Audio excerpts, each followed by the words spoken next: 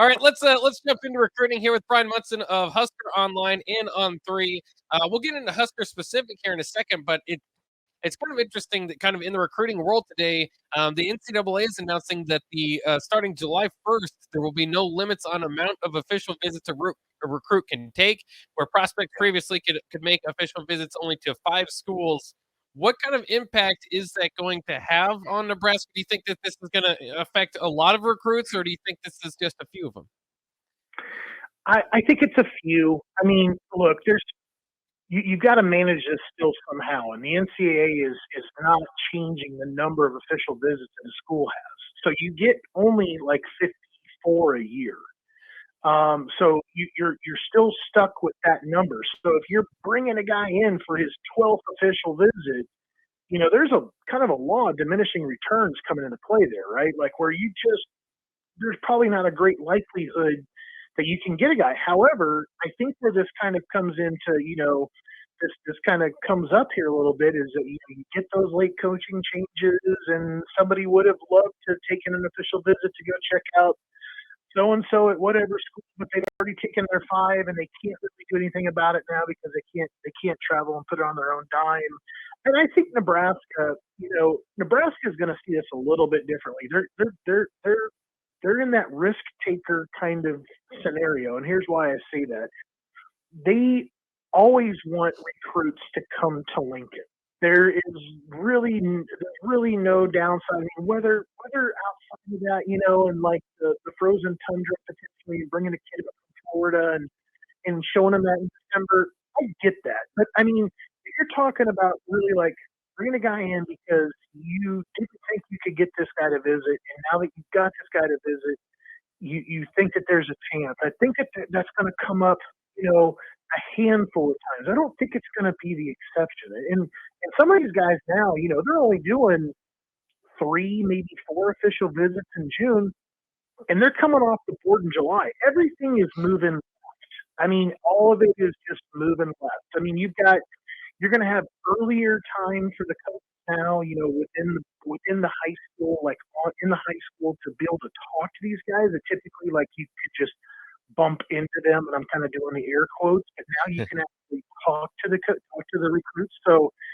I think that there's some good changes, but this one here, it's going to be less about, I think, how many visits a guy could potentially take, like just go out there and seal up every single weekend to get out of town, versus the coaches that have to manage their official visits that they're allocating and make sure that they're not, giving it to a guy that's not really serious in Nebraska, just wants to get out of town for a weekend. So that I think that's going to be something that they're smart enough to kind of figure all that stuff out.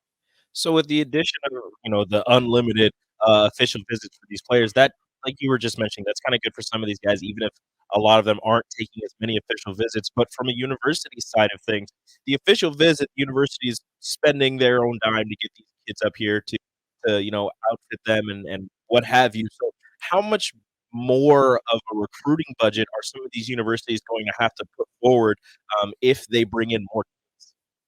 Well, if you've only got the 54, then you're still pretty locked in on the number. Now, I don't recall a year, maybe last year was as close as it ever got, to bringing in 54 total visitors. If I went back to like Cameron Lenhart had a little pressure, like trying to get out in the early signing period, and was already committed secretly to Nebraska. He had a school that was really trying to get him to commit sight unseen because they had no more official visits. That's the first time I've ever had to report that. I can't recall another time that a school said, "Hey, dude, we're done. We hit 54. Like we hit our allocation. We're out." That's a pretty unusual thing to have happen. But I think as things are kind of going here, and this is maybe to your point still, because you're still talking about at least getting closer to that 54 number. The NCAA has also backed off, adding more than 25 players in a calendar year to your roster. So because you've got that attrition with the portal, you need to get back up to 85, et cetera. So I think at least with that dynamic, you get a lot closer to doing and supporting 54, which would drive additional budget in there that obviously Nebraska would have to carefully review. But I think ultimately, when you bring in, your guests every single time you come into town as well. So it definitely will drive up the cost here a little bit. But I think, you always have that hard cap of 54, and unless the NCAA says we're taking the top off of that too, realistically, I think that the athletic department will be prepared for that part of it.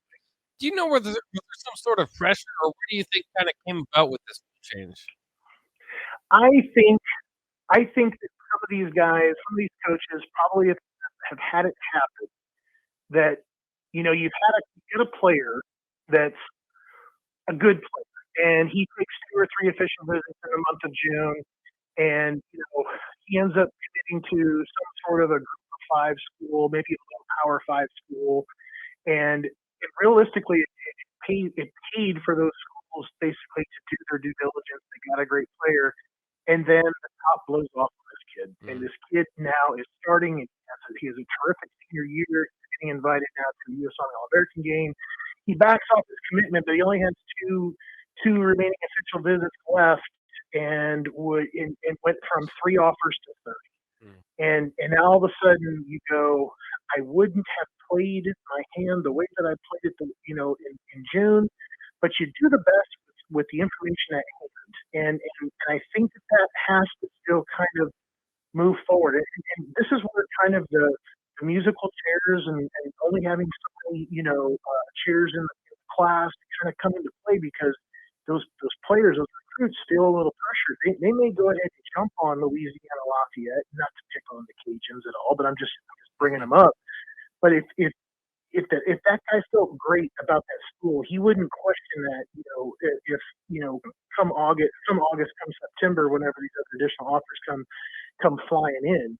But it does happen that then Georgia or Alabama or North Carolina or whatever else comes flying in, and you go, I have to reconsider what's going on with my situation now. Excellent breakdown of that. We read the headline and kind of discussed it and kind of confused by it, but you cleared a lot of that up.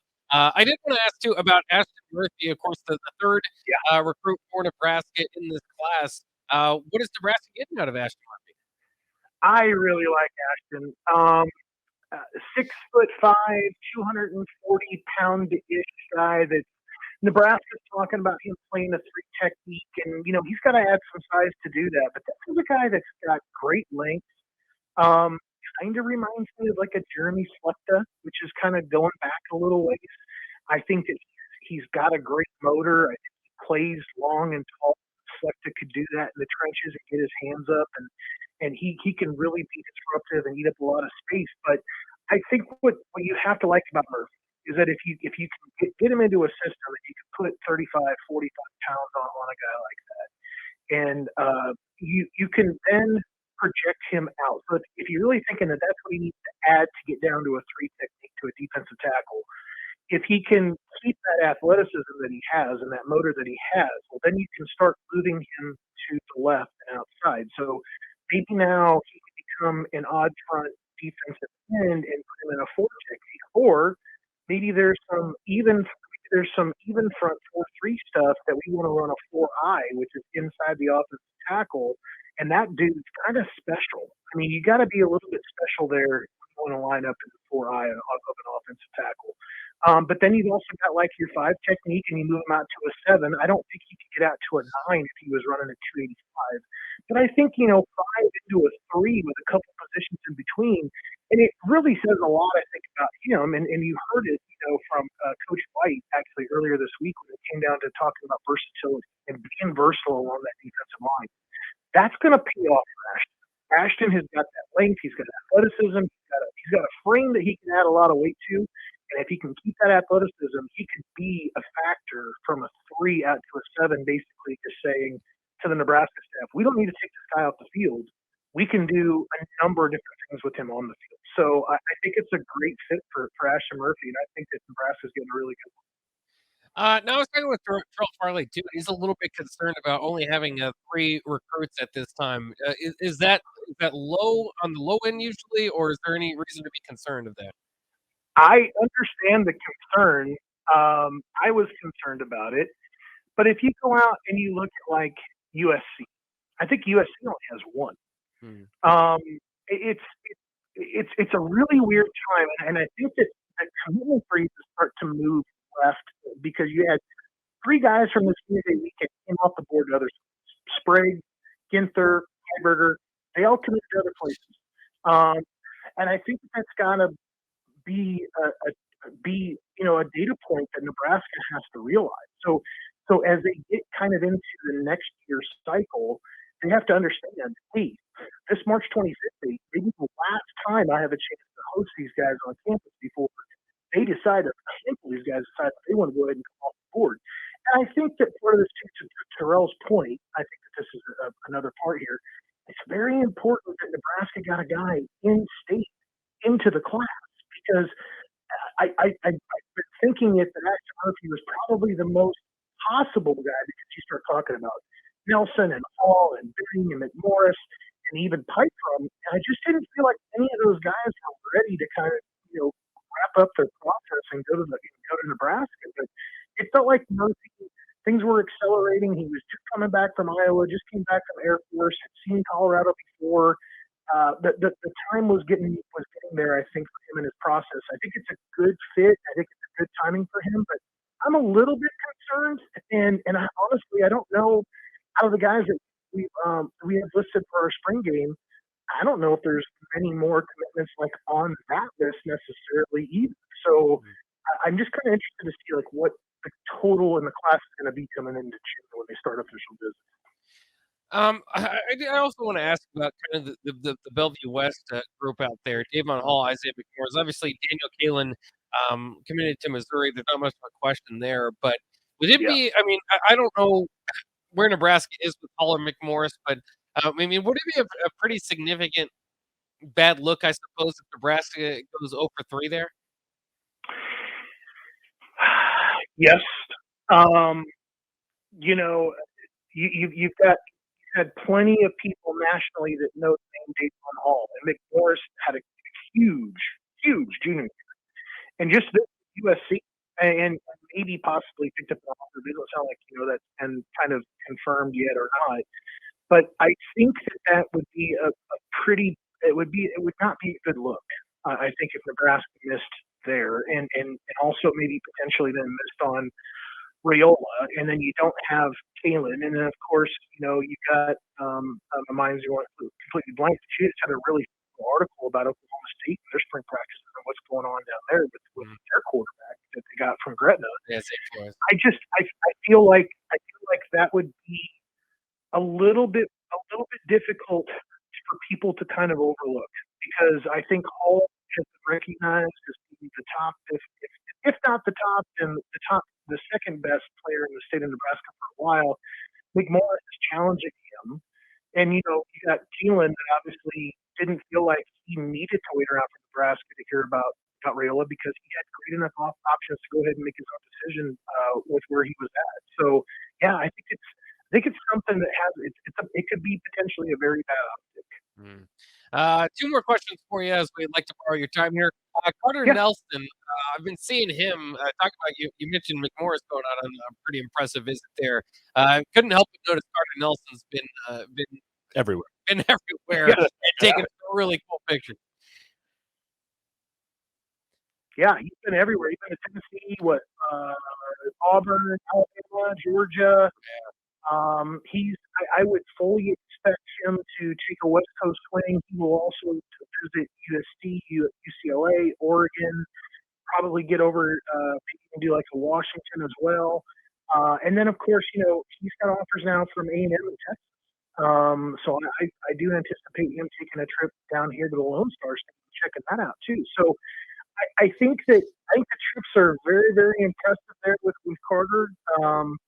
I know that I got plenty of phone calls from the Alabama guys that were excited about him being on campus and what they're hearing about him. So I think Nebraska fans should be holding their breath a little bit about him and the amount of attention that he's drawing nationally. Yeah, it's interesting. I mean, they're really talented class this year. And just it doesn't seem to be locked for Nebraska. Of course, getting Ashton Murphy certainly helps there. Last question, we have to do it every week. Any update on Dylan Riola? I know that there was some confusion over the Easter weekend about a picture getting posted by a teammate that thought that maybe he might have come back up to Nebraska in April. He didn't. That picture was from the March 25th junior date. In fact, I know that he was vacationing in Florida during that time. Nothing really new like on the recruiting scene. I think that really he wanted to take the month of April. I think it's kind of a time to recollect and think about what's kind of going on with the process. I think that that's one of the reasons why additional official visits haven't been set up for him either. If you look on the list, all you see is an official visit for Georgia. I wouldn't draw too many conclusions around that. I think that a lot of these guys typically like to set up visits based on when other guys are going to be coming to town. And usually that has to be kind of pulled all together and make sure it works out for a majority of the guys that they're trying to do that with. So I would let that one be for now. I do expect Nebraska to get an official visit. But beyond that, no other updates. It sounds like he's staying pretty radio silent and just kind of working on himself during the month of April. Well, if there's no update, we'll still ask about it next week because 100%. That's just how it goes. Yeah, just want to know. So be ready. Good. I'll try to have a different answer for you guys next week. Yeah, be ready to put together a different set of words to say no update. No comment. He's Bryan Munson of Husker Online and on 3. So once again, Bryan, for taking time out of your day to update us on the Nebraska recruiting rule. Have a great weekend. We'll see you soon. All right, we will. Thanks, you too.